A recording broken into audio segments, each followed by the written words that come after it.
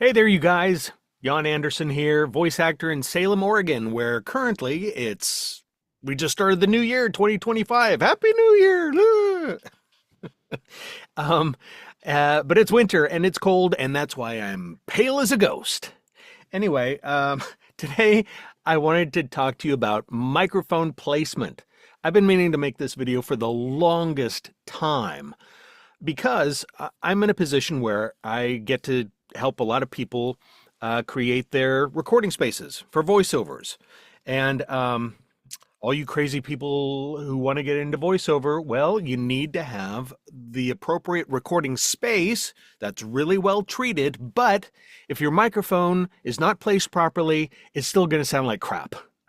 Okay? So that's the terrible news. It's still going to sound like crap, even though you've treated your space beautifully.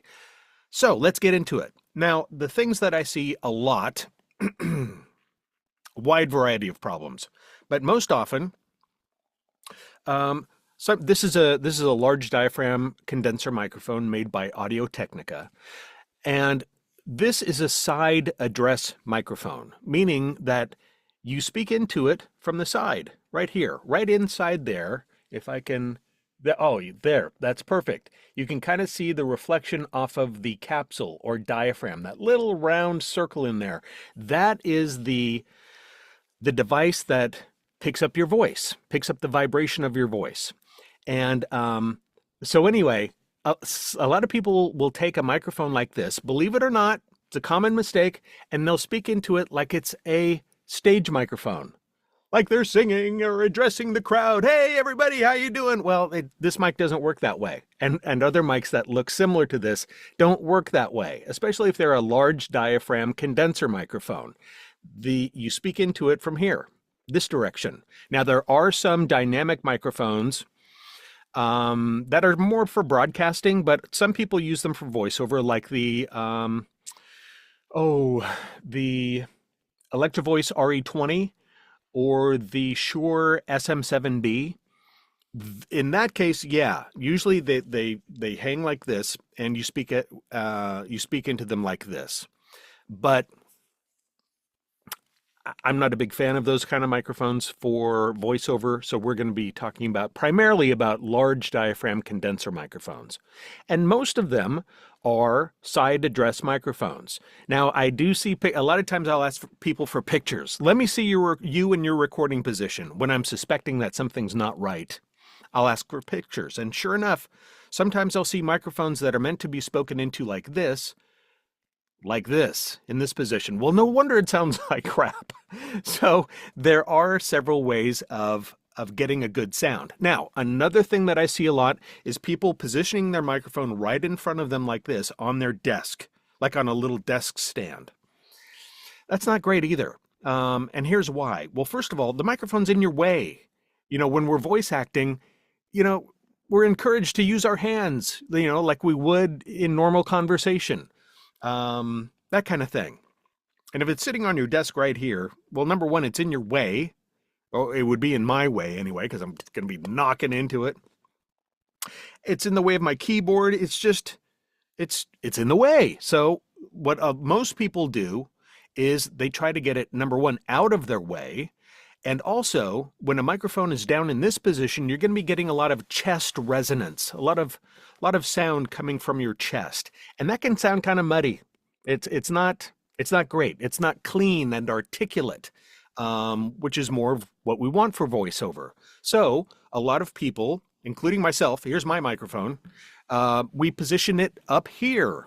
Now, most people will position it upside down, not this way.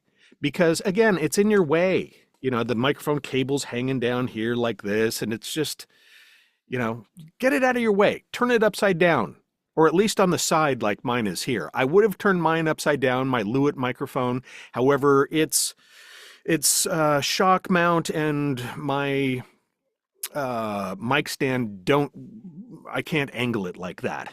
Otherwise I would, but it's at the side, so that works just fine for me. And frankly, the function of the microphone, it doesn't matter, in what direction it is, but if you put it upside down like this, then you're going to be doing a couple different things. You're going to get it out of your way. It's up here, it's out of the way. And also you'll be getting more head resonance. It's much more clear, much more articulate. It's not muddy. Um, and it just sounds more pleasant. It just sounds better. It sounds more open, more natural. And that's what we want from our voiceovers. Okay.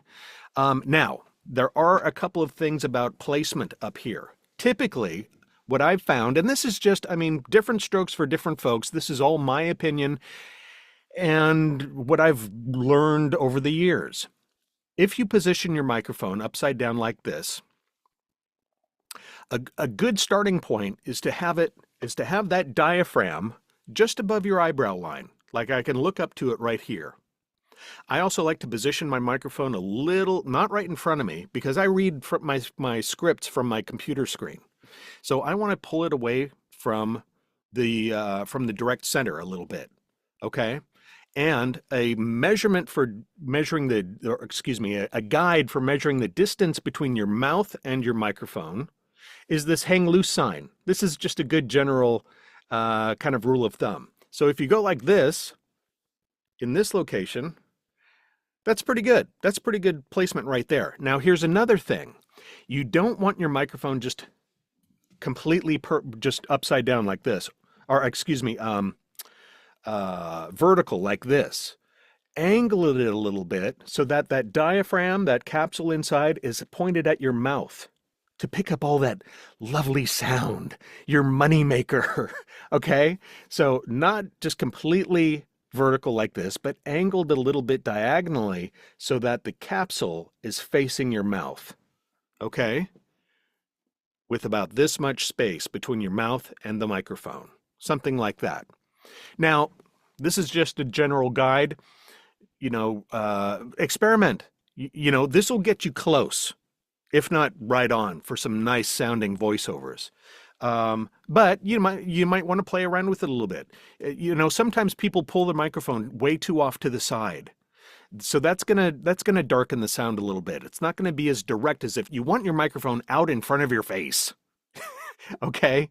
And up here to get more head resonance. All right, I hope this is helpful. Now here's another style of microphone. This is a shotgun microphone. This is a short one. This is by Audio Technica. And a lot of people are using this type of microphone. Same general principles apply. It's better to have it up here like this than down here like this. Although with this type of ultra super directional microphone, it's not quite as important because you really have to have the end of the microphone. This isn't an end address microphone. You really need to have this pointed directly at your mouth and not stray too far from it. Otherwise, you're really going to vary in its pickup pattern. So this is much more important to have focused right on your mouth. Okay. So whether you're down here like this or up here like this, it's probably not going to matter quite as much because it is focused on your mouth. What else can I tell you? I think that's really the message that I wanted to put across today. If you have any questions, let me know in the comments section. And I also wanted to let you know that I've got another YouTube channel. It has nothing to do with voiceover, but it is something that I do as like a little side project, a little hobby. And it's the website, or excuse me, the channel's called 3 Minute Time Capsule. And in it, I narrate short videos about 3 minutes long, stories about history, everything from, world wars to various civilizations around the world and holidays, all kinds of things, all kinds of historical content in little chunks. So they're easy to take in, and hopefully you'll find them interesting. Check out 3 Minute Time Capsule. And thanks. Hope to see you for some more content on this channel too. Thanks for joining me. Take it easy, guys.